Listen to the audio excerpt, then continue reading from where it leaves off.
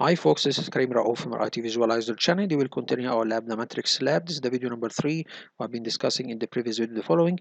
We have created a virtual machine on VM Workstation Pro 17.5. We create a virtual machine and install on it Windows Server vNext 2025.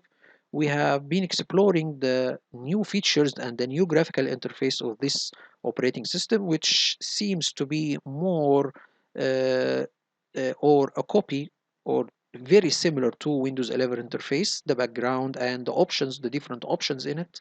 And one of the features or one of the options that I really like in this operating system, it is the Windows Terminal, which was a demanded feature by all of the IT experts to be available in Windows Server's operating system, not only on the Windows clients like Windows 11 or Windows 10.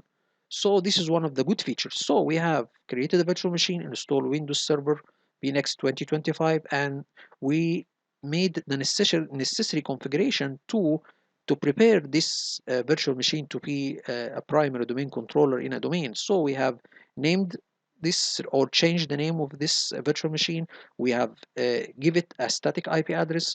We have opened different options like remote desktop, so we can be able to remotely connect to this server or this virtual machine. And we have changed the time zone so it reflects our currently or our country time zone, which is Cairo. Okay, and we have activated the Windows operating system or as we said, this is a beta version, or we have a serial to activate this per view version of Windows Server, and it is published, the key is published on Microsoft website. So we have activated this operating system version, and we have updated the operating system and updated the antivirus on it, which is a very, very critical point. If you have a server, you need to make sure before promoting it to be a domain controller or before joining it to a domain, you need to make sure that all of your components are up to date, the operating system and any software, which includes, of course, the antivirus. I do not recommend depending on Windows Defender because it's not that much, or let's say it's not powerful enough. So you need to install an additional software or depend on another software, there is a lot of softwares that can be used in large corporates like McAfee, for example. I used it in my environment. There is Norton. There is a lot of things, Microtrend or Trend Micro, sorry. So you need to make sure before promoting the server or any server or joining any server to the domain, you need to make sure that it is already up to date. So we have done all of this. Today we will go and install Active Directory domain services and promote the server to be a domain controller and to begin creating our different Active Directory objects. So we need to create some users, some organizational units, some groups, some computers. All of this will be done using scripts. You all know that I love using scripts to save time. Most of my labs, I use the scripts to automate or to make less time, or to not to use much time in, or not to involve, or to spare time, or sorry, or uh, to have a lot of time for configuring my lab. Okay, so we will do the same. We will have scripts to automate the creation of Active Directory objects, and we will see how we can use the AI to develop or to enhance our scripts. You all know that I have done this in the Terminator lab. So from the beginning, or from the time the AI tools appeared, I try to use all, or to upload all of my scripts to these AI tools to see if there is or it can enhance these scripts I have used for the last years. Okay, so it's already enhanced some, and this was last year. Today we have different AI models, or the AI models are developed more. So for example, the last year we have only the first version of each AI tool. For example, Gemini, for Brad, for Bard, for ChatGPT, for Claude. Today we have version number 3 almost from every AI tool. So I need again to upload my scripts to see if the new version of each AI tool can give me more and more enhanced scripts. I encourage you all to do that so you can develop your scripts and in the same time to learn how to do scripting, okay, because these AI tools can give you the script and give you the description of the script, okay, and explain to you each command, okay. So today we will begin the installation, or let's see, to begin the adding of Active Directory features, domain services, and then promote the server to be a domain controller. Okay, so now we have, this is the server. Now we will open it. This is the local administrator. Take care that this account will be disabled and renamed after promote this server to be a domain controller. You should have in your network the local administrators on all servers and workstations to be renamed, disabled, and the password should be of this account should be changed periodically, okay, because this is a security point, okay. Most of the hackers know this account and will try to focus on it to do any hacking process, okay. So you need to make sure that this account is frequently changed, or its password is frequently changed, okay. There is a lot of tools to do that, okay.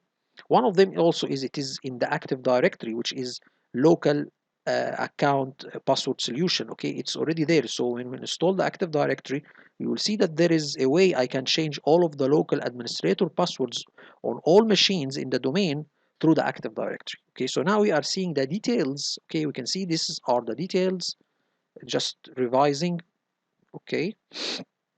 Now we need to open the server manager and begin the process of adding Active Directory domain services. So there is a solution. You can change all of local administrator passwords on all of the servers and workstations that had joined the domain. You can do this through the Active Directory. There is a tab called Labs. Through it, you can change every computer local administrator account. And also through the Active Directory, you can rename the local administrators accounts or all of the domain computers. This can be done, and disable it also through the Active Directory. This can be done through a group policy. So you can go a group policy to change local administrator accounts, disable them, and through the labs, okay, you can change their password. Okay, anyway, we can see here that from this summary, we have already the remote desktop enabled. There is the NIC teaming, we have done it in the previous video, and this is the IP address. We have the time zone to Cairo, and the product, it is activated, okay. And we can see that we have our Defender up to date. We have done this in the previous video, and we have downloaded all of the Windows updates, okay. We see last installed updates yesterday, okay. So we have everything up and running, and it is already up to date, okay. So again, we can see from this dashboard, this is, you need to focus on. If you see any alerts like that, you need to make sure and check it. For example, here there is a couple of services that are not running. We will see what are these services. For example, here is the clipboard service, the user access logging service, and WSSSVC. I don't know this service in specific, but you do not uh, have to worry, because all of these services, it is automatically started, and it is delayed start, so it will not start instantly. It need to have some time. It is a delayed start, so it will take some time until it's start. So you can wait for a couple of minutes and check the services again to see if they are started or not. If they are not started, you need to start them manually and see the cause of or why they didn't start at or didn't start automatically after certain time or certain period. So all of these are important services. One of the clipboard, one for user access logging. This is very, very critical for logging, okay, or for event log, okay, uh, logging users activity. So this is a thing you can always see the dashboard in the server manager to check any problems, okay. So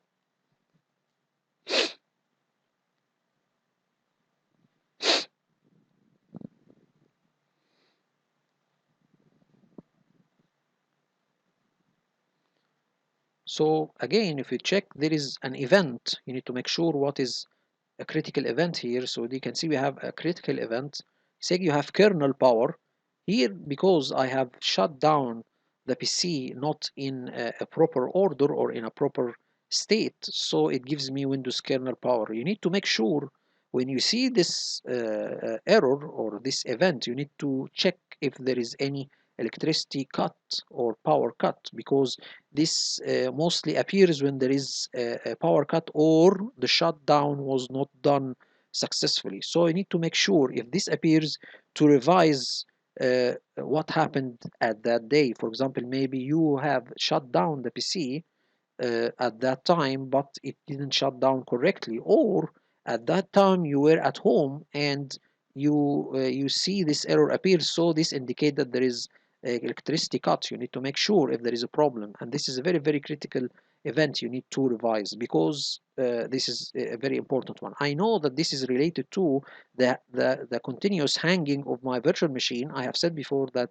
this operating system is not compatible with the VM Workstation Pro yet, so every shutdown and restart will maybe will initialize an error like that. Anyway, so you need to make sure to revise the dashboard every now and then.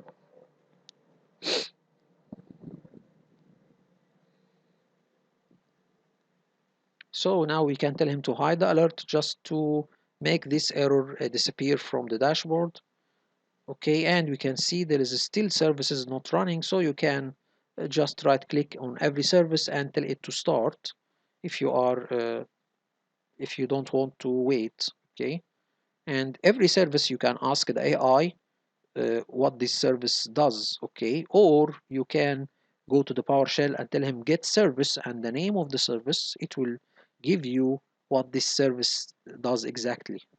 Okay, now we can see all of the events disappeared.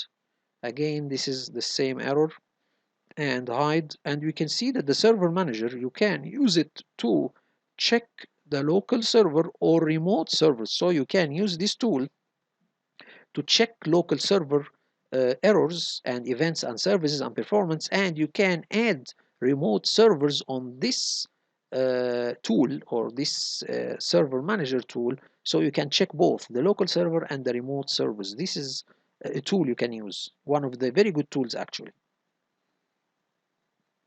especially if you are using Windows Core. Okay, this can be helpful. Okay, now we need to add the Active Directory domain services. So this is the IP address, the name of the server, Active Directory domain services, then add. Okay, then you need to tell him next. There is some updates that I should take care of. And then we go to the normal process of installing the Active Directory domain services. Very, very normal, and we have done it a lot of times. Okay, need to install it, and then I'm just revising or seeing my RAM and processor consumption.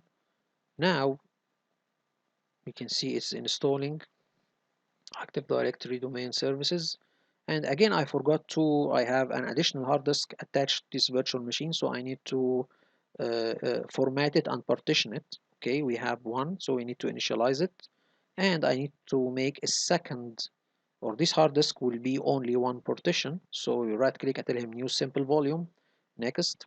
This is for the data. We'll give it an E partition and we name it data. One of the practices or the best practices is to put the operating system on a hard disk and the data of the server on another hard disk. And the system partition should be done as RAID, or you have the option of RAID 1, which is mirror. And as for the data hard disk, you can use the RAID 10 or RAID 5 option. This is all of us know, if you have a server, there is a hardware option to make RAID 1 and RAID 10, so you can do that. So this is one of the best practices. Okay, so you have complete backup or complete redundancy to your operating system. Now we need to do a little bit of a thing here.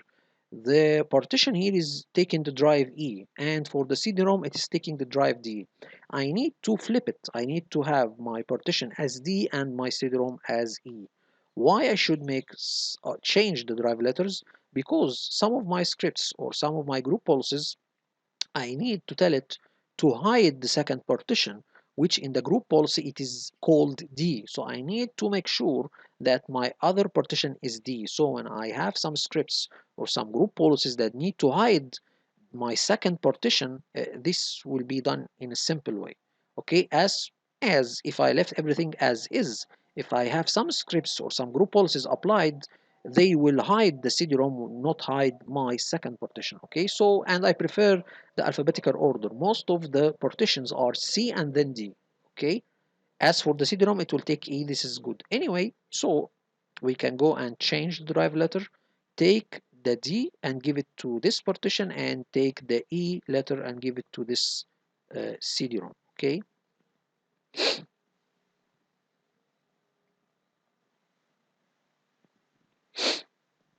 So here we take it F. And remember, you change the drive letter, you should make sure that your drive or partition is empty. If it contains program, this is a very, very dangerous thing to do. You need to make sure that your partition is doesn't contain any data. Okay, so now we are changing the drive letters. Okay, so we are giving the CD-ROM the E, and then we will go and give the other partition the D. So we have D and E. Everything now is complete. We have everything up and running. Now we can continue our installation. So now we promote this server to be a domain controller. We have all of the normal options we have. There is no change in this version of server. We will make a new forest and we will add the root domain, which is bmatrix.internal. We have said before that I prefer to make local domains as .internal, not .local. Okay, so this is uh, a note, because .local now it is available on the internet, as I have seen in some references that some websites will use .local. So we need to have a domain name that is not available on the internet, which is uh, like .internal, it is not available. We can see here that the forest functional level now we have called Windows Server vNext. So this is the new forest functional level introduced in this operating system. So if you plan to move or migrate from Windows Server 2016 or 2019 or 2022 to Windows Server vNext, you need to change the forest function level and the domain function level if you have a domain controller, for example. So you need to make sure this is a new forest function level.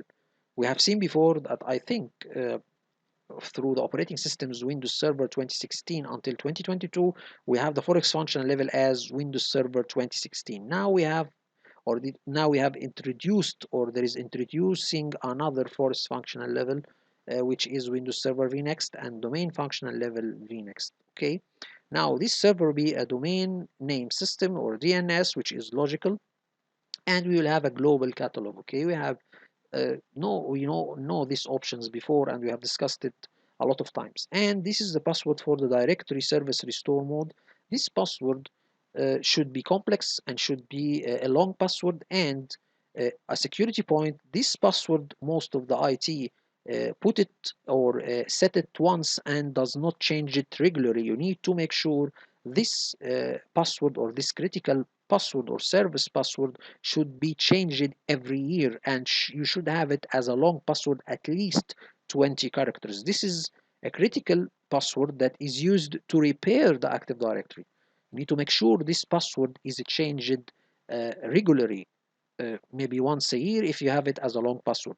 And the way to do that is to do that through the PowerShell. Okay, there is no way to change it through the Active Directory. So you need to make sure to always change this password. Okay, this is one of the best practices. Okay, or best security practices. Okay.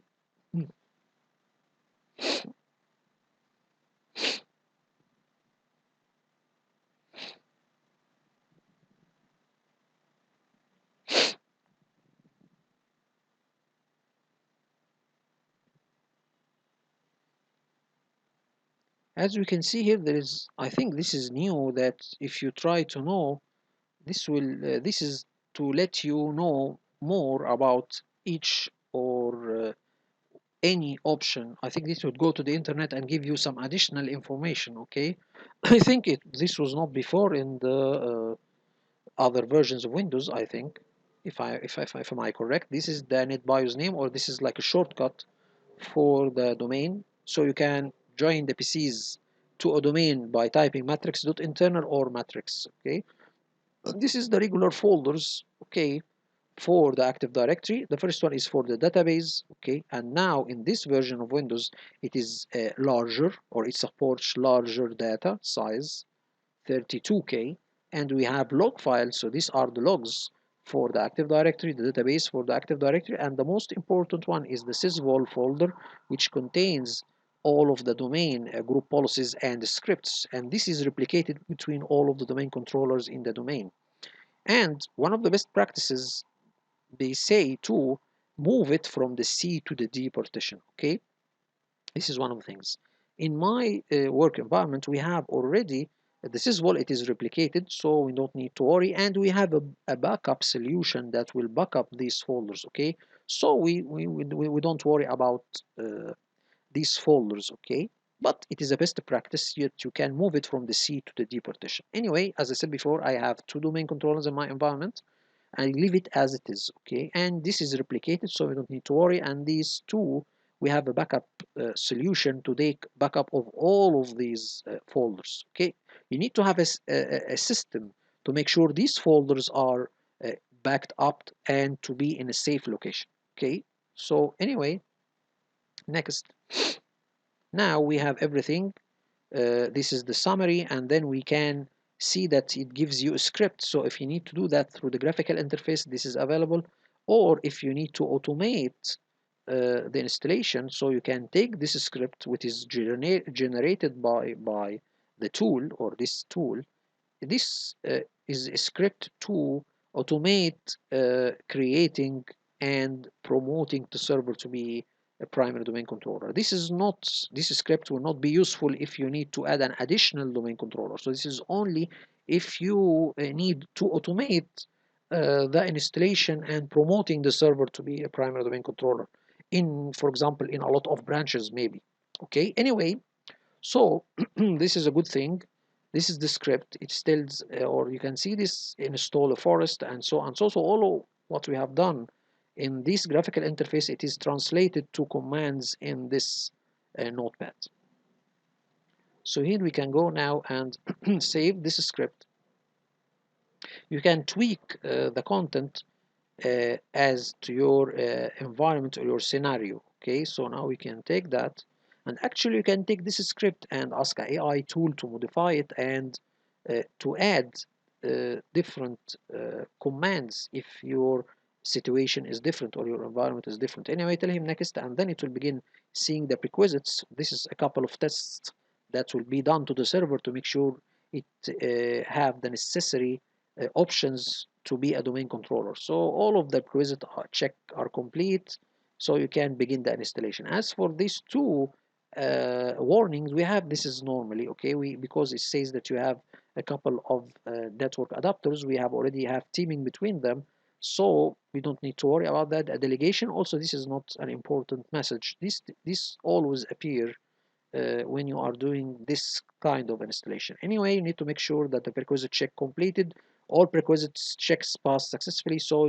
if you see this message, then you can begin the installation. Install.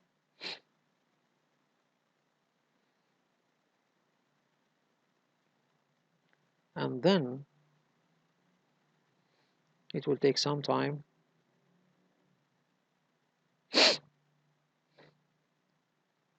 Now we have to be signed out and restarted because it had already promoted the server to be a domain controller, was successfully configured as a domain controller. You need to restart and make sure that you restart it from the VMware button here, not because it will hang in a couple of minutes, as I said before. So we can see here the lid of the hard disk is off. So that means that the operating system or the virtual machine is not responding. So now we can go and tell him restart. Now we will see that the server has been promoted to a domain controller.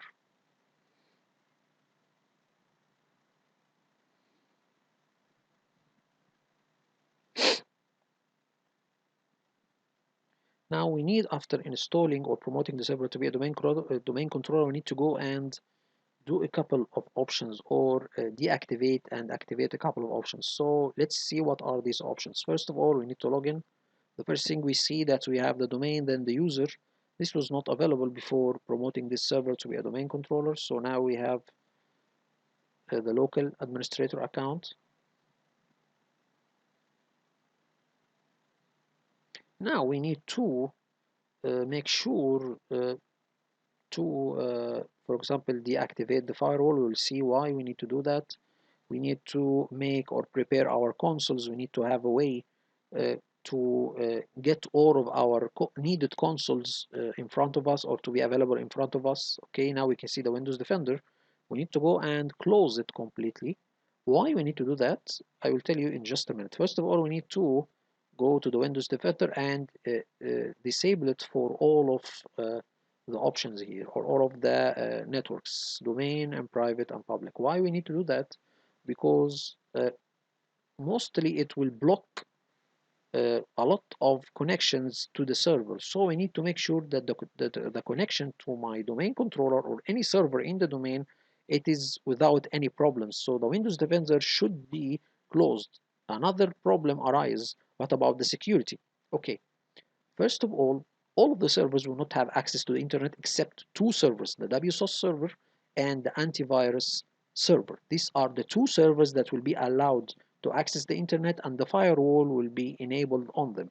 As for the other servers, we will have no internet on it, so we don't need to worry about any hacking, and we have antivirus on these servers and intrusion detection system, so we need to worry about hacking from the inside. So we have ourselves or we have done our precautions from the outside world and the inside world. And another thing, you have a hardware firewall, so you can use it as the third line of defense. So you have a lot of things to secure your servers. But as one of the practices, we have seen that the Windows firewall blocks connections, even though you can allow, or you are allowing some ports to pass, but it does not work properly. So we prepare, or we do in our environment, we close the Windows Defender on all of the servers except of the two servers that I have mentioned before. So this is one of the things we have done. So one of the problems, for example, that arises for me when I was working with the Windows Defender, that I need to join PCs to the domain. When I tried to do that, it was blocked because the Windows Defender firewall was opened on the domain controller. So this is one of the simple problems that I have faced. Okay, so now we need to close it.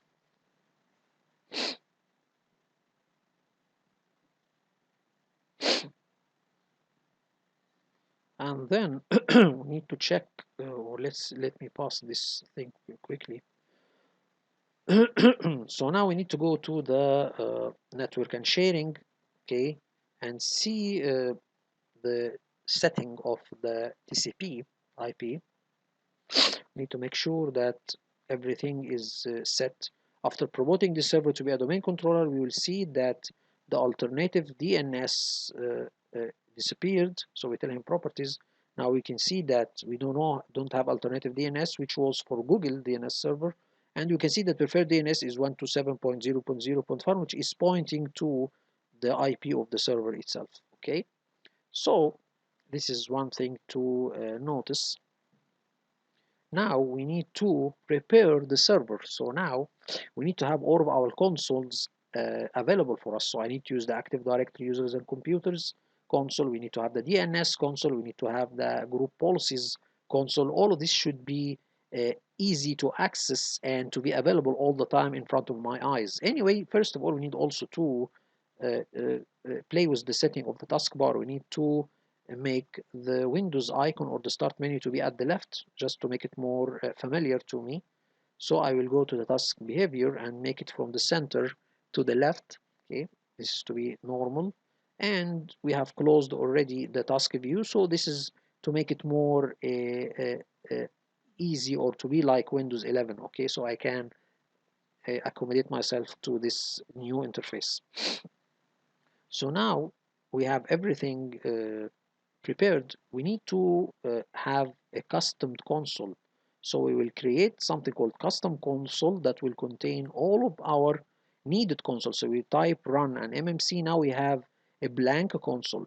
In it, we will add a lot of things. So we add snap-in. This is one of the tricks. Okay, you need to add the Active Directory console. Here are all of the console: Active Directory, users and computers console, DNS console, group policy management console. All of this will be in one console. So you don't need to open 3 or 4 consoles. You will take a lot of RAM usage. All of them are in only one console. Okay. So I'm adding the consoles I need. So for example, I'm adding Active Directory, I'm adding DNS, I'm adding Group Policy Management, Event Viewer, so I can revise the events. Okay, the Group Policy Management console. So here you have the option when you add any one of these consoles to, let me show you. So you can have the console to access the local server or another remote computer. So this tool can display data from a remote server or from this local server. So this is also another thing. If you need to remotely access servers, you can do this from these tools. Okay.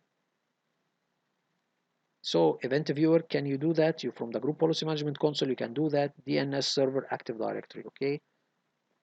So there is a lot of ways that you can access servers through consoles or service consoles, or through the server manager.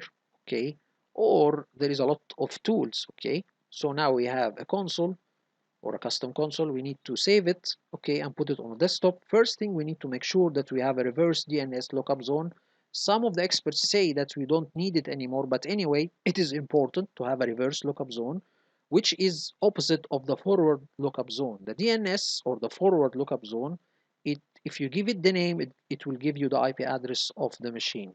The reverse is the opposite. You give it the IP address and it will give you the name. Okay, so these are critical, or this is a critical service, but some say that reverse lookup zone is not needed anymore. Okay, so now we will put the network ID 192.168.79 next, and then next, finish.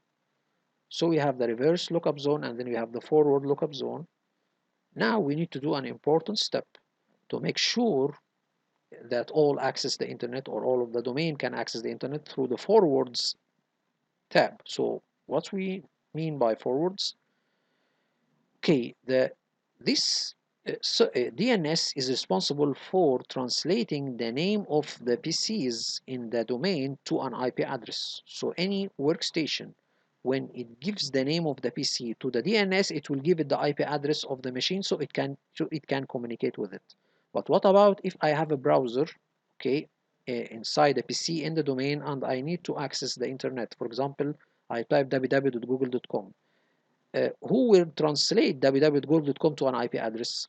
Okay, this will be forwarded to the internal DNS server in my domain, and when it checks and see that it doesn't have a record by this name, it will forward it to an external DNS server, which in this state will be the DNS server for Google, and I can add my gateway or my router as also an external DNS server, because my router has have external DNS servers configured on it. So this is an important thing to do, because if you do not do that, your internal network or your clients will not be able to access the internet. Okay, so I need to make sure that this is done. And by the way, you can see that this entry, it is done automatically. It was taken from my TCP/IP version 4 setting, and it was set here.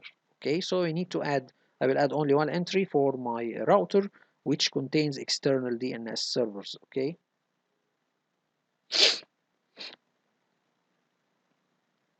So this is my default gateway.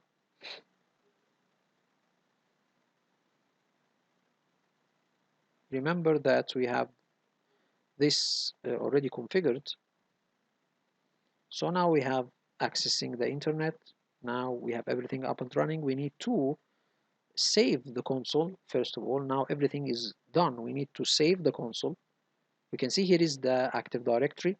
We can see these are the default organizational units in any Active Directory.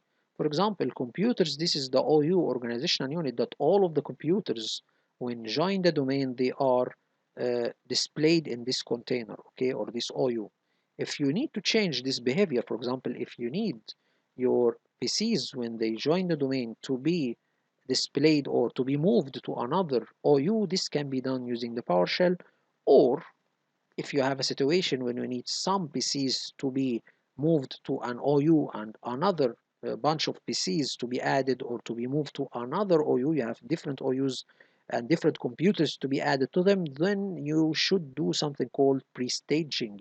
You need to create the OU and then create the computer object in the OU, okay? And then give it a name, the computer or the computer object will be given a name, and then when you are installing the Windows operating system on the PC that will be joined the domain, make sure that the name of the PC is exactly the same as the computer object name in the OU. So this will move it to the selected OU or the chosen OU by chosen organization unit by you. Okay, so this is one of the things. Okay, this is the domain controllers OU. All of the domain controllers are here in this OU. All of the computers are there. Built in is for the built-in uh, security groups on the server.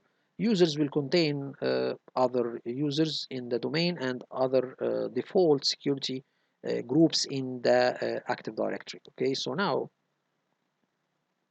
you can see here this is the domain controller, and we can see a lot of things actually here.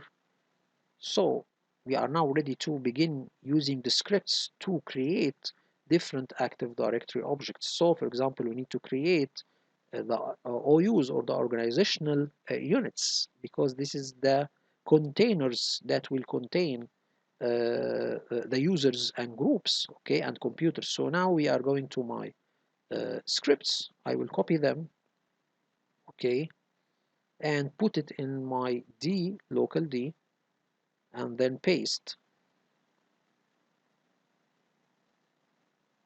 So here is the first script, or this is my text file that contain the scripts. All of these are lines that will create different things. So for example, if we go and see this script, okay, if you open that, the first line will create something called or will create the OUs. You can see here the command new organizational unit. It will go and check this CSV file or text file which contains the organizational structure names and their location, and then it will begin applying or begin creating them one by one through this command. This is the first line.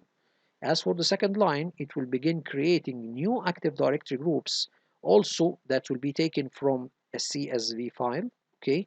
And for the third line, it will, after creating the users, make sure that you have created the users before that, it will go and check a CSV file and see what are the users, okay, and what are their correspondent groups. So this is related to the group membership or Active Directory groups membership. Okay, so this is a text file that will contain the users and the groups we need to insert them in. Okay, so this is one of the things.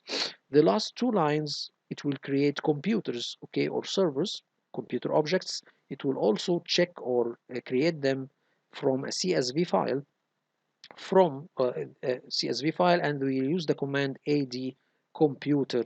This is the command that will be used to create computer objects. Anyway, you can see that the script is very, very simple, okay? But I have took this script or these lines and ask ChatGPT and Claude. So we can see here is ChatGPT 4. I have asked it to analyze and enhance this script. So it gave me this new script. Actually, the added or what happened that it have already added a couple of changes. One of the things, for example, when you run all of these scripts, it doesn't give you an indicator if the script was successful or not. Okay, for example, it will give you an error, of course, but it will not give you an indication if all of the script is successfully done or not. So one of the changes here it added 2 lines in every script. For example, if an organization unit is created successfully, it will give me a line called "it was created successfully" with the green color. If it is not created, it will give me error creating OU, and it will give it with a red color. This is done for all of the scripts. This is done for the groups, red and green, and the same will be done again for the group membership, and the same will be done for the computer accounts. Okay, and all of this, as we can see, it is done in very order, or a very simple order, and we can see that the AI have already given me a description for every line. We can see here that it describes every couple of lines. It gives a description. For example, from line 13 to line 22, it says create security groups from CSV file and output the status. From line 2 to line 10, it says import organizational units from CSV and create them in Active Directory. So we can see that the AI has already reordered my script, added a couple of lines, and add a description for every couple of lines. This was not done in the original script. And we will see another addition, or adding to the script. It gives a log file. So this is also another thing, optional, implement logging to file. So this is uh, to log what these scripts have done. So we can see a very professional report, okay, or very professional script. So this is one of the advantages of using the AI. It gives you a very professional script, even though it didn't add much, okay, or for example, added new commands, but it gave me more functionality or more professionality to my script. This is the original script, and this is the enhanced script, okay? I have told you that we have a third script to import the users. This is my original script for importing the users. We can see here also that you need to go to a CSV file and check the users in this CSV file, and it will begin in this CSV file. We can see a couple of columns: the username, the password, the first name, the last name, the location of the user, which organizational unit this user is located, the department, the password, the title, the description, and so on. So what we need to change in this script is only uh, the domain. We need to put the domain here, matrix.internal, and the script will check if the user is already existing.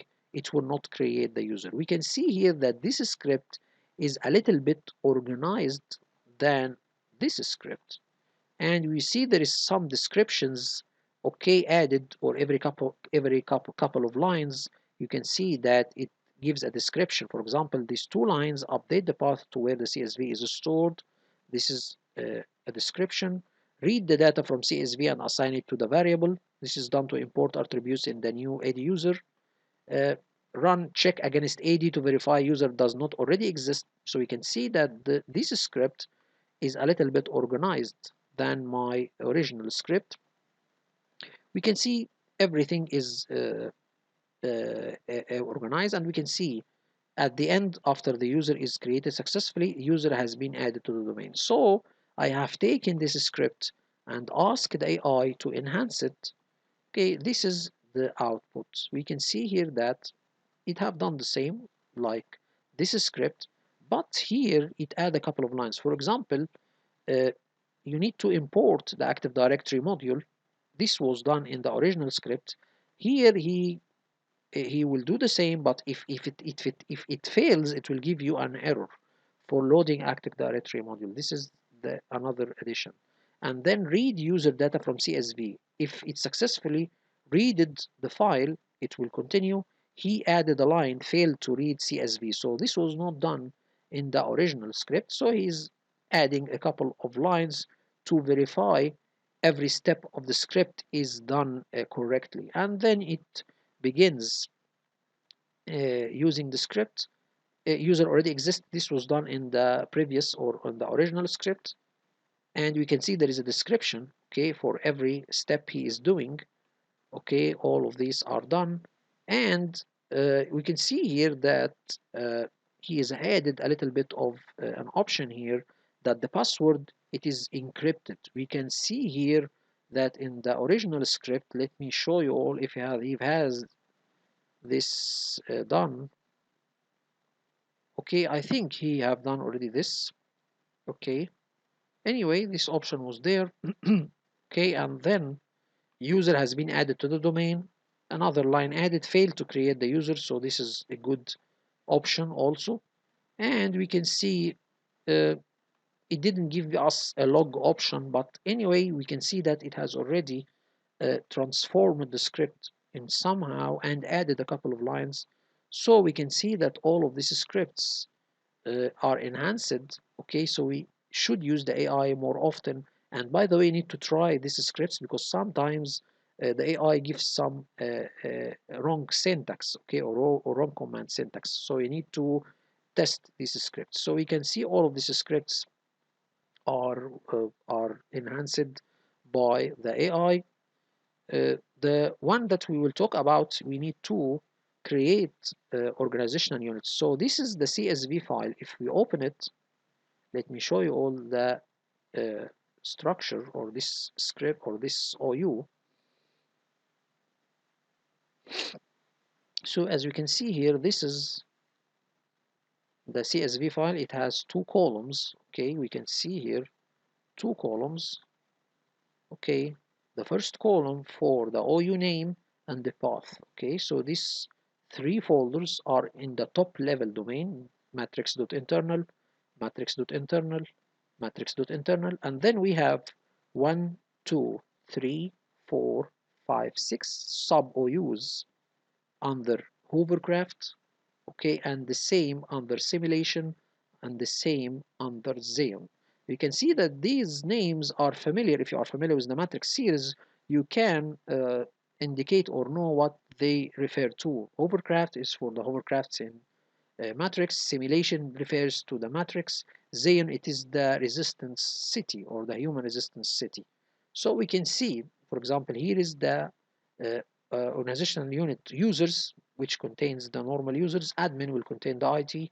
Mainframe will contain the servers. Terminals will contain the computers. Security groups will contain the Active Directory security groups. Robots are terminals, or these two refer to the normal computers. As for the mainframes, will be the servers. So this is a simple organizational unit structure. Okay, so this what we need to implement. Again, we can use the AI to analyze this CSV and give us its feedback about the structure, if it is uh, according to the best practices, if it is useful, we need to alter it, for example.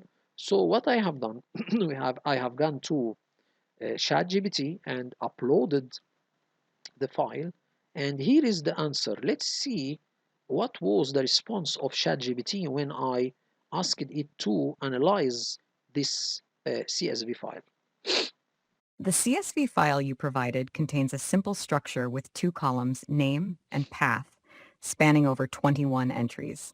There are no missing values in any of the columns. Here's a brief summary of the data. Name. This column appears to list various names, which could represent users, groups, or organizational units. Path. This column provides what looks like a directory or organizational path in a structured format, indicating how each entry is categorized within an organizational or system hierarchy. The first few entries in the name column include hovercraft, simulation, Xeon, users, and admin, while the path column suggests these entities are within a structure under DC equals matrix, DC equal internal, and specific organizational units like OU hovercraft. This structure implies a hierarchical organization, possibly of IT assets or administrative units within a larger framework identified by matrix and internal. So we can see he didn't recognize that this is an Active Directory structure. So I'm telling him, correct, these are organizational units in a domain called matrix.internal. So let's see, after I identify for him what this contain, let's after that ask it if it is uh, in align with the best practices in creating organizational units. So for example, he's saying that we have 21 entries, which is correct. If we try to see how much entries we have, just a moment.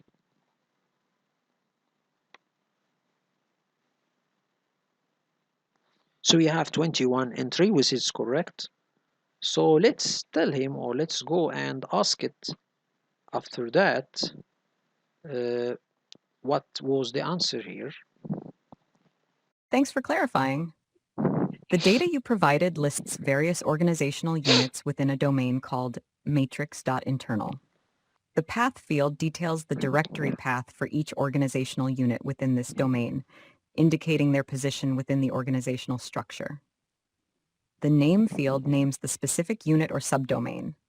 From your description, it seems this CSV could be useful for understanding or managing the domain structure, perhaps in IT administration or for network management purposes. If you need further analysis or specific queries about this structure, let me know how else I can assist you.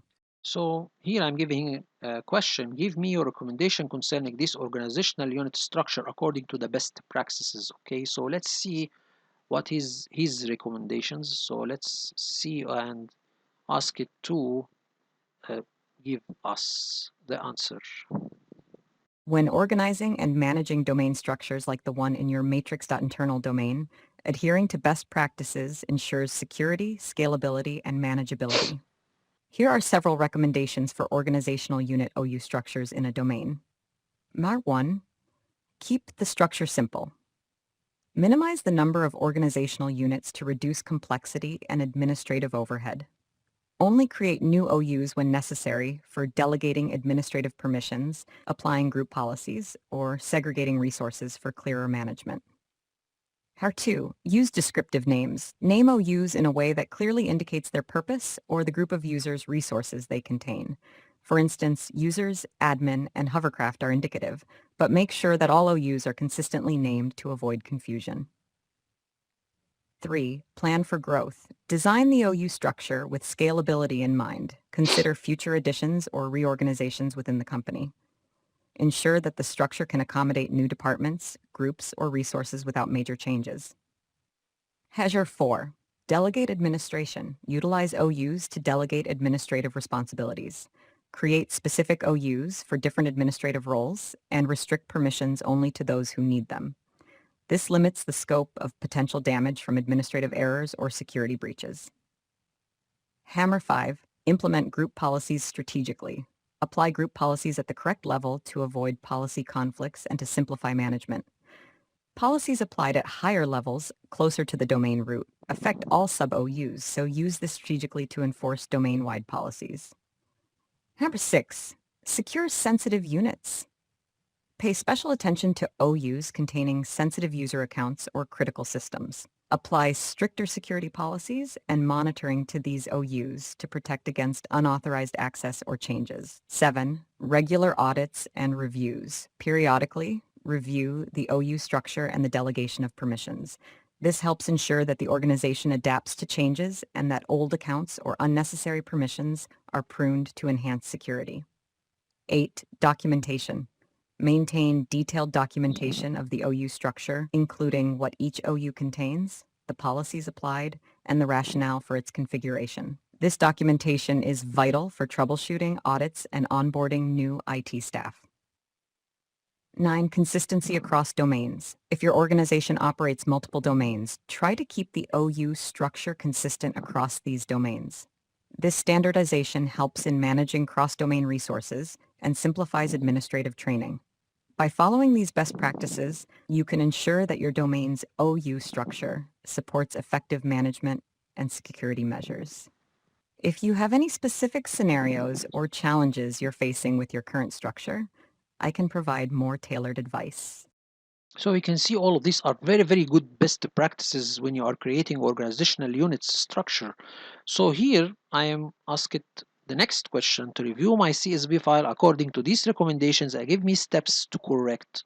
So let's see when he revised my CSV, what was the observations and how we can benefit from it. So let's see what he will tell us. Based on the structure presented in your CSV file, here are some observations and steps to refine the organizational unit OU structure according to best practices.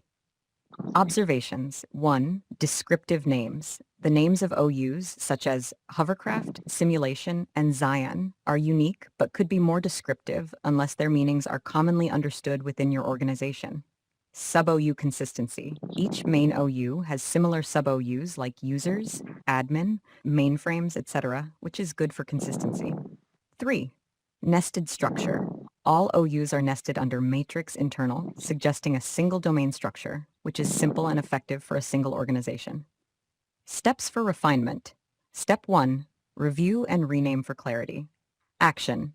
Ensure the names of top-level OUs, hovercraft, simulation, Zion, clearly reflect their purpose or the departments they represent. Consider renaming them if they are unclear to new or outside stakeholders. Step 2. Consolidate sub-OUs. Action. Evaluate if similar sub-OUs under different parent OUs can be consolidated or centrally managed. For instance, mainframes and terminals across different parent OUs could potentially share policies and administration. Step 3. Implement security and delegation. Action. Ensure that the admin sub-OUs have strict access controls and are monitored more closely than other OUs. Delegate administrative tasks at the sub-OU level to limit broad access from the top level. Step 4. Establish group policy strategy. Action. Review and plan group policies at the right levels. Common policies, such as security settings for security groups or configurations for robots, should be managed at the highest applicable level to avoid redundancy. Step 5. Documentation and audit. Action. Document the entire OU structure, including what each OU and sub-OU contains. Plan regular audits to review this structure for relevance and security compliance. Step 6. Consistency checks. Action. If this structure is part of a larger corporate network with multiple domains, check for consistency in OU naming and structure across all domains to simplify management and cross-domain policies. By following these steps, you can enhance the organization, manageability, and security of your domain's OU structure. If you need templates or further guidance on specific steps like policy implementation or auditing practices, feel free to ask. Very, very good answer. Okay, you have given me the best practices for creating organizational units and an analysis for my organizational or current organizational structure, and he gave me an analysis and what to do exactly. So very, very good way to evaluate your organizational structure. This is from ChatGPT. What about Claude? Here, Claude, I have given him the same text file, and here is saying that the provided CSV file contains information about the organizational structure of a directory service, possibly an active directory domain. The structure is divided into three main organizational units. A very, very good analysis: hovercraft, simulation, and Xeon, all of which are located under matrix. Each of these OUs have several children OUs, including users, admins, mainframes, terminals, security groups, robots. Okay, so what they say, this hierarchical structure suggests a logical separation of resources and entities within the directory service. For example, the user's OU likely contains user accounts, while the mainframe's OU hosts computer object representing mainframe system. Here he doesn't know that this is servers. The presence of admin OU suggests dedicated administrative accounts for each main OU. This is a very, very good analysis, even better than ChatGPT, potentially with different levels of access and permission within their respective scope. So let's continue. The security groups are likely to be used to manage access control and permissions for various resources and objects within each main OU, not the main OU, the sub OU. Okay. The robots OU potentially contain computer objects or service accounts related to automated process or robotic system. Okay, he doesn't know this is for the matrix, but he was close. Overall, this CSV provides a high-level overview of a directory structure which can be useful for understanding the organizational IT infrastructure and resources management within the directory service. So this is a good analysis, better than ChatGPT. He give us more analysis. As for his recommendation concerning this organizational unit structure, according to the best practices, here we see some recommendation: separate administrative accounts. Instead of having separate admin OU under each main OU, it's recommended to have a dedicated OU for administrative accounts at the root level of the domain. This helps to centralize and secure administrative accounts, make it easier to manage and audit privilege accounts. I think here He doesn't know that I need to have uh, uh, separate OUs, okay, for branches, for example. Here I need to have the admins in separate OUs in each main OU, so they have only access or to delegate access to them to manage their main OU. So I don't need them to be in a one OU, okay? Flatten the structure. The current structure has multiple levels OUs which can become challenging to manage and maintain. He doesn't know here that I have separate branches or I have different locations, so I'm making OU for each location. So here he's saying that they are challenging. Even this is different than ChatGPT answer, okay? But here he is considering if if you can reduce the number of nested OUs, especially resources like mainframe and terminals could be grouped under single servers or computers OU. Anyway, we have different locations, so we need to have separate OUs, okay? Use descriptive names. For example, here hovercraft and Xeon may not be descriptive enough. So here, this is one good answer because hovercraft doesn't mean anything, okay? Xeon doesn't mean anything. So here you need to have descriptive names or descriptive names. Anyway, so uh, number 4, align with business units. And instead of organizing OU based on technical resources, consider aligning the structure with organizational business needs. This can simply access control and delegation. He is saying that not to make an OU named users, you can make an OU named accounting. So he need to organize them not by technical name, okay, by business names. Anyway, we will tell him analyze my CSV again and give me a recommendation. Implement naming convention. Okay, he's saying establish and enforce consistent naming convention for OUs, groups, and other objects within the Active Directory. This will improve readability, maintainability, and ensure a consistent structure across the environment. You need to have a naming convention or a way to name the objects in the Active Directory.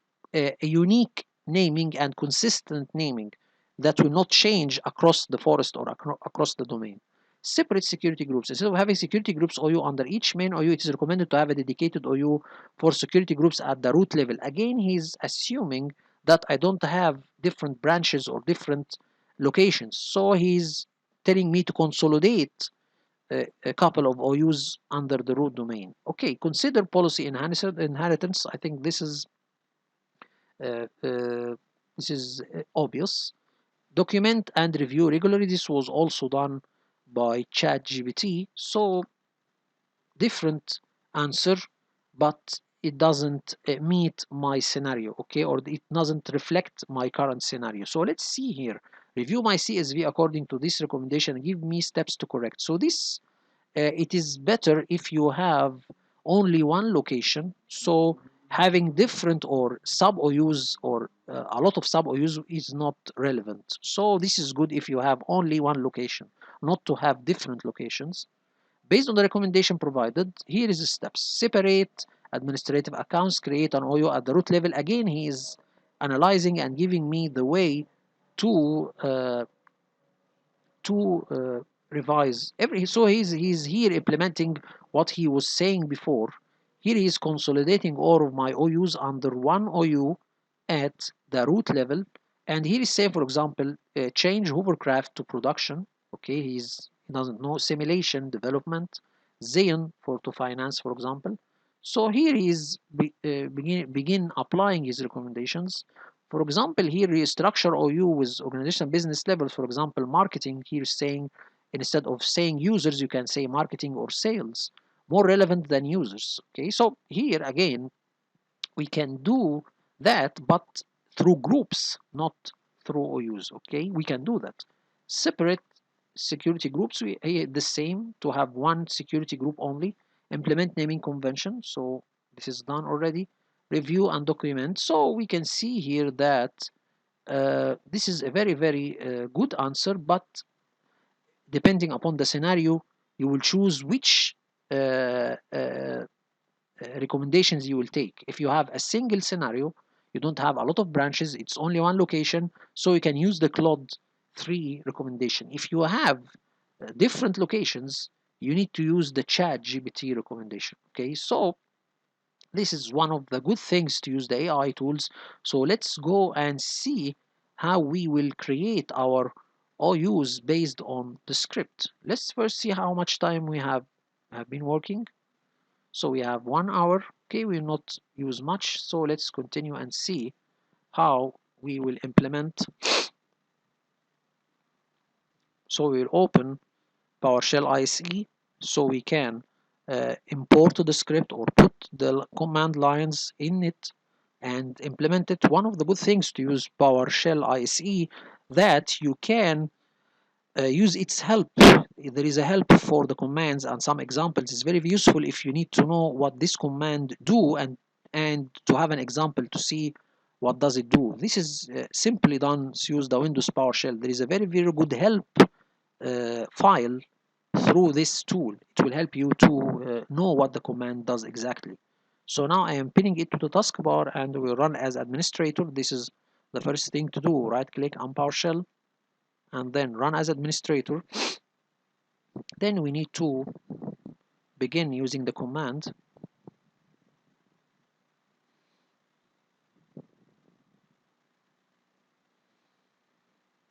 So here we will open a new window, okay, and then we will copy all of these commands, okay, in my text file. We'll copy it and put it in this entitled, okay, so we'll do that. This is the help file commands, and then we will begin applying each line. So for example, we need first to change the location. This is the OU structure. It is not in this path. We need to change it before applying the line. So here we will close this text. Okay, we will go and here is the CSV. If we go there, this is my D partition. Where is the OU structure? Here it is. It is in the D partition. So we'll right click and tell him to copy as path and change the path. Okay, so we'll tell him. Here we can see that it's a little bit confusing because I don't know this option. So I tell him more options and edit. We can see this is the OU structure CSV. We need to go and copy the path. So right click and tell him to copy the path of this CSV file. Right click and okay, right click and copy as path. Okay, and then we will go and change the location. Okay, this is will be changed.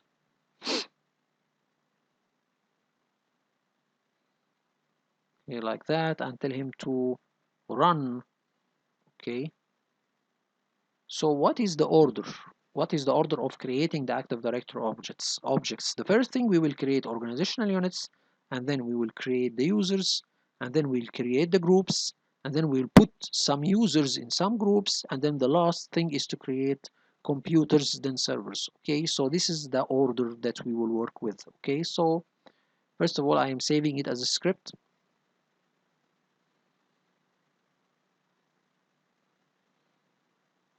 Okay, so now we can open that and save. Now we can implement the line, or first of all, we need to set execution policy to bypass, because by default, any PowerShell script will not be implemented unless you tell its execution policy to bypass. We will change that later, okay? But you need to make sure that this option is available so you can apply any PowerShell script. Okay, so now we will tell him to run the command. We will see here that the script is implemented, okay, but you cannot see any indication if it is successful or not. It only gives you the other line.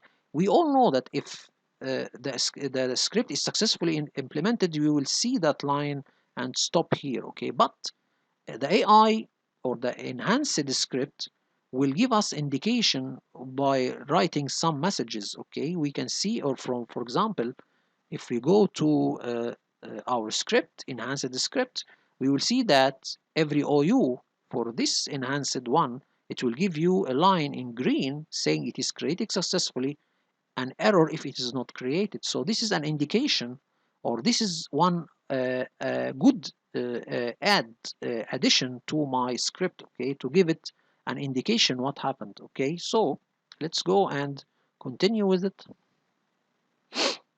If we go and check the structure, okay, we'll tell him refresh, first of all, need to save the console on the desktop, and then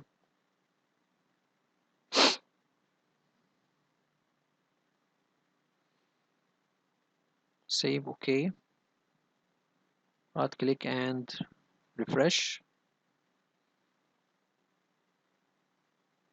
We can see here is the OU structure.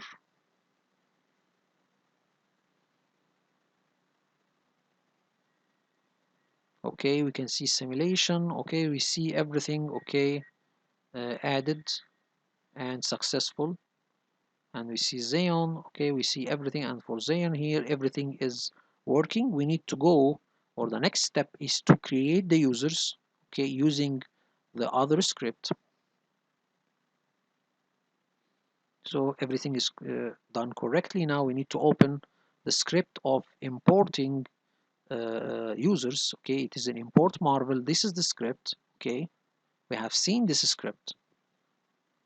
Okay, and we can begin working with this script. Before that, I have already we can see that this script will go and see a CSV file which is called dcusers.csv.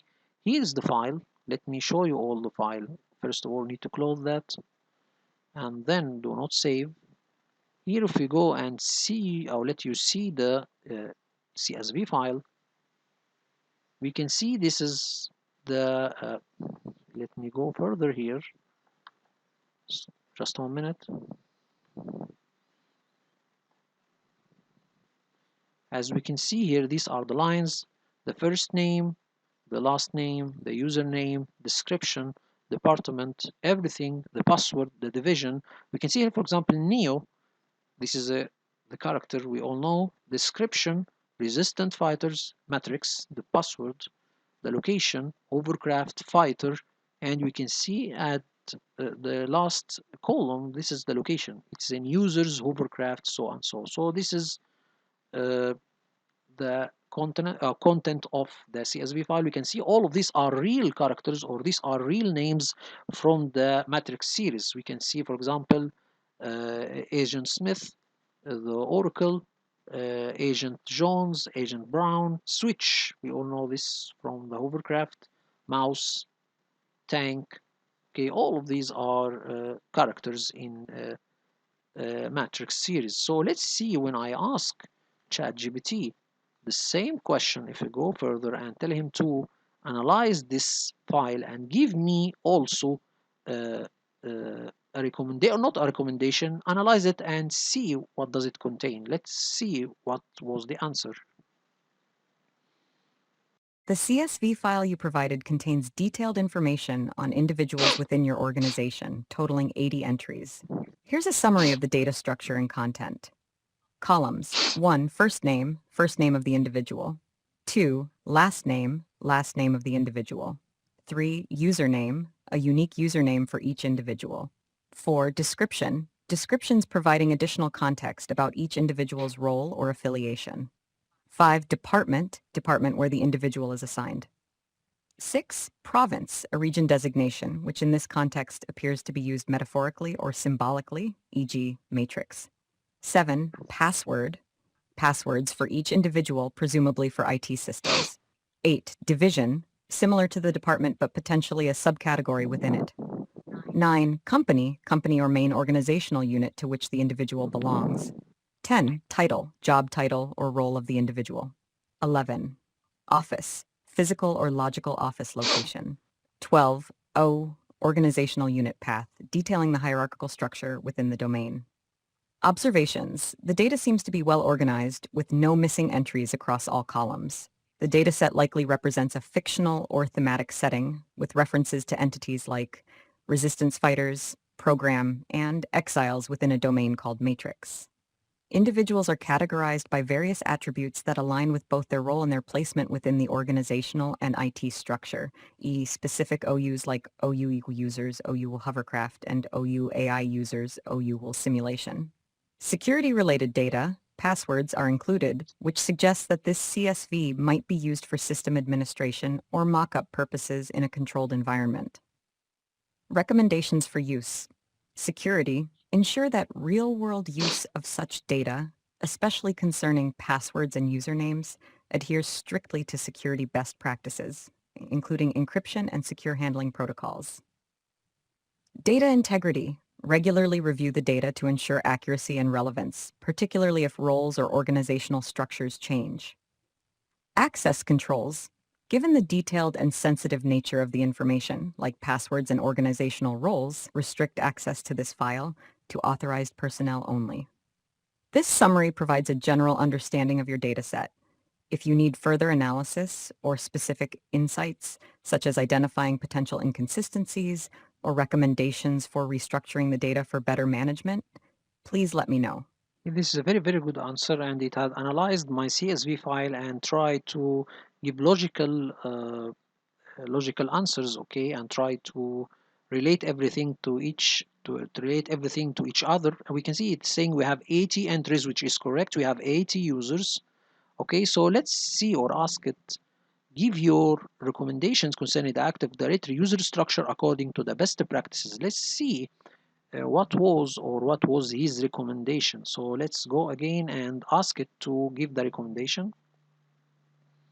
The CSV file representing the Active Directory AD user structure provides critical details about users and their roles within your organization. Here are some recommendations to optimize this structure in line with best practices. Header 1. Secure sensitive information. Action. It appears that user passwords are included in the CSV, which is a significant security risk. Never store plain text passwords in any document. Ensure that all sensitive data, especially passwords, are encrypted and handled securely. Consider using hashed passwords within the AD itself and remove sensitive information from spreadsheets or any documents used for management or audits. 2. Regularly update and review user details. Action. User details such as roles, department assignments, and titles can change frequently. Implement a process for regularly updating these details in the Active Directory to reflect real-time changes. Regular audits can help ensure that the data remains accurate and that no obsolete or incorrect information is retained. Number 3. Implement role-based access control RBAC. Action. Use the title and department fields to implement RBAC, ensuring that users have access only to the resources necessary for their roles. This reduces the risk of accidental or malicious access to sensitive information. Number 4. Use descriptive organizational units, OUs. Action. Ensure that the OUs described in the OU field are structured logically and named descriptively to reflect the organizational hierarchy and functions. This helps in applying group policies more efficiently and simplifies the management of user permissions. 5. Optimize group membership. Action. Group membership should be managed based on user roles and departments. Ensure that users are only members of groups relevant to their job functions. This simplifies management and enhances security by limiting the scope of access. 6. Standardize usernames. Action. The username field should follow a consistent naming convention across the organization to avoid confusion and simplify system management. Common formats include combining the first letter of the first name with the last name or using full first and last names. 7. Documentation and policies. Action. Maintain comprehensive documentation of the AD structure, user roles, and policies applied. Documentation should include details on the configuration of OUs, group policies, and access controls. 8. Train and inform users. Action. Users should be trained on security best practices such as password management and recognizing phishing attempts. Inform users about the organizational structure and their roles within it to foster a security-aware culture. MAR 9. Monitor and audit. Action. Regularly monitor user activities and audit user accounts and access rights. Use automated tools to detect anomalies and ensure compliance with security policies. By following these recommendations, you can enhance the security and efficiency of your Active Directory setup. Adjustments in user management, role definitions, and access controls contribute significantly to maintaining a secure and well-organized IT environment. If you need assistance implementing these recommendations or have specific scenarios to discuss, feel free to ask for more detailed guidance.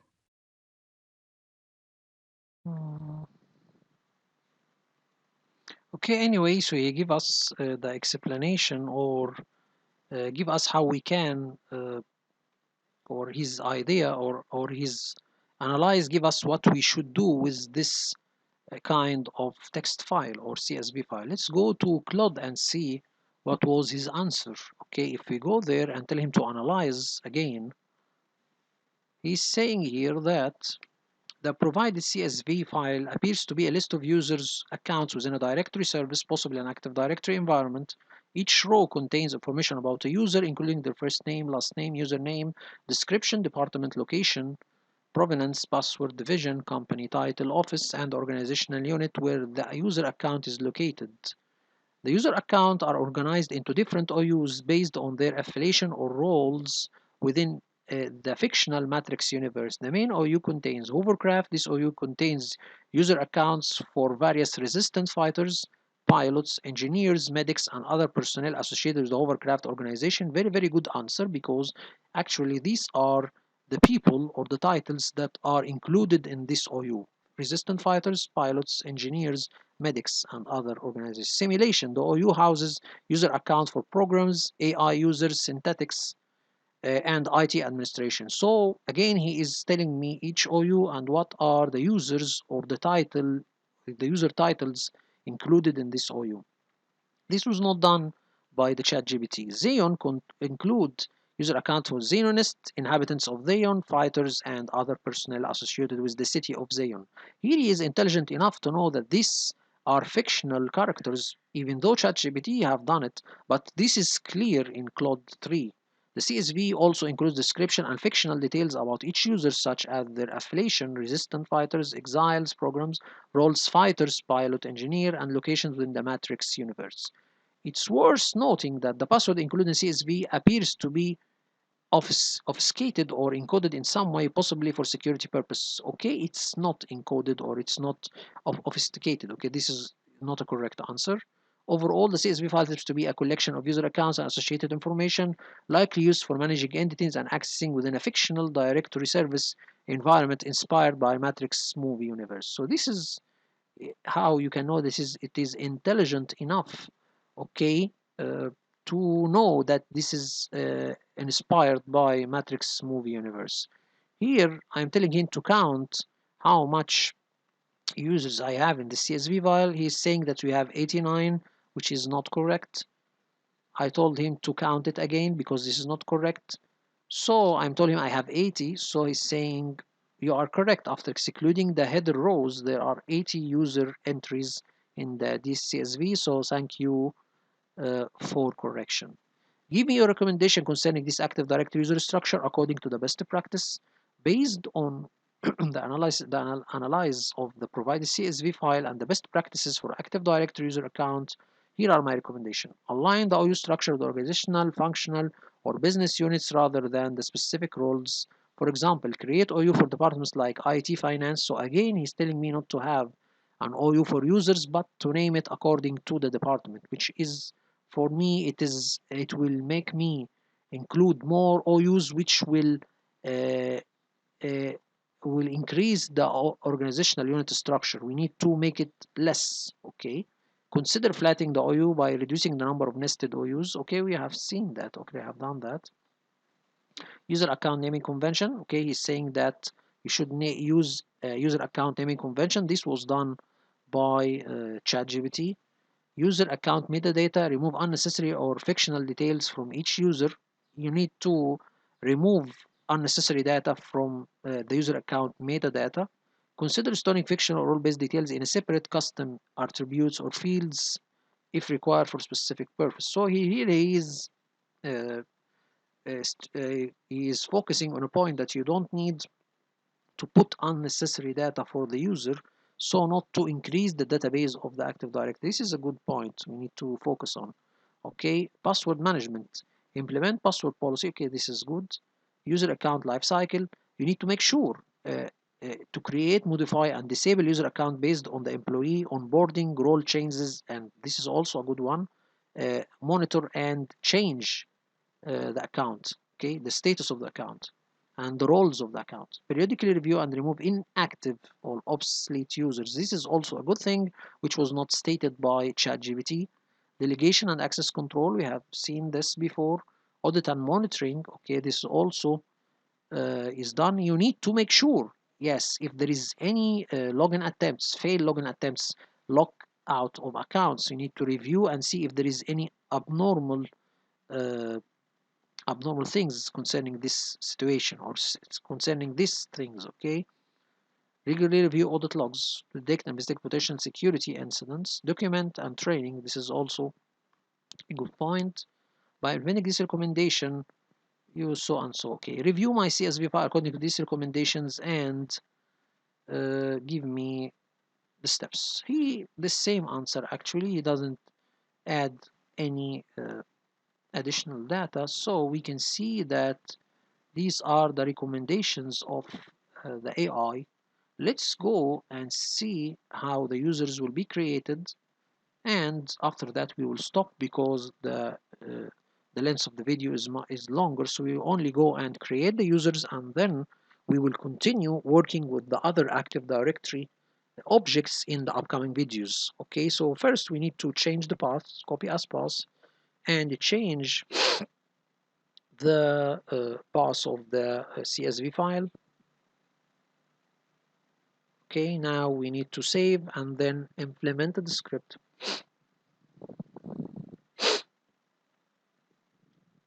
We need to make sure that the path is correct, and we need to make sure that the domain here is stated here in this line. Okay, so I need to alter these two lines. Okay, so we need to now implement the line. You can see this is the content of the CSV file.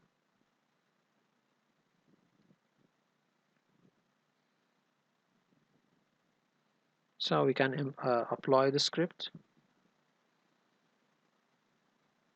You will see that we will encounter a couple of errors, but let's see uh, what this error means. First of all, we need to take a snapshot before applying the script because this is a critical step. So I'll tell him before add users.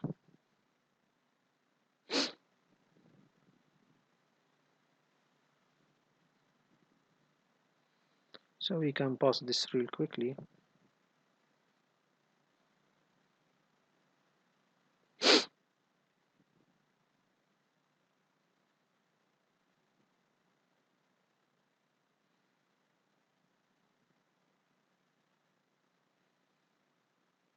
Okay, we have 99% saving state, so this is the indication of the snapshot process. Okay, now we can apply the script and we will see a couple of errors thrown. Here we will see that every user is added, will give it a line that it is added. Some users, we have some errors related to their user account creation. Actually, the problem was their password does not meet the password policy of my domain, the complexity. Okay, you need to have it more than 8 characters. We need to have your username not included. We can see here it's saying that does not meet the length, complexity, or history requirements. It is the length and the complexity. This is the thing. So the password was not complex enough. I know it is the complexity issue. Okay, so this is one thing. So this error is not clearly uh, saying what happened, but when you see the enhanced script of the AI, if you go there, the enhanced script, it will give you, okay, at the end, it will give you at the end that failed to create user. This is an error, okay, that is good to have. Okay, so let's go and continue. By the way, Donashan Johnson is the one that has created this script, okay? So we will refresh and then we will see the users. Each user, you can see, is created already.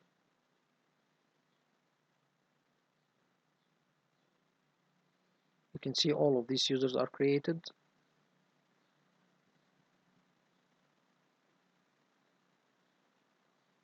simulation. Okay, we can see all of them are added.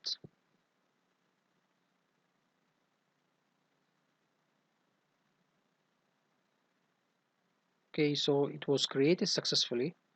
The next step is to create the groups, but we will stop at this point and continue the upcoming video. So here we will wait.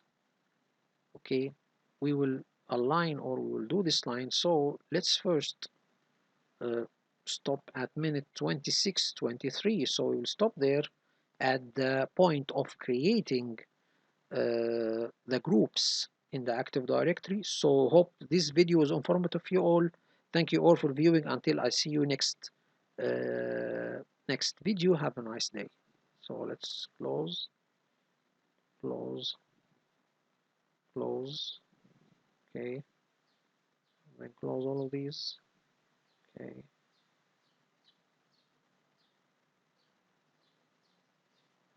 okay, and let's close this as well and stop.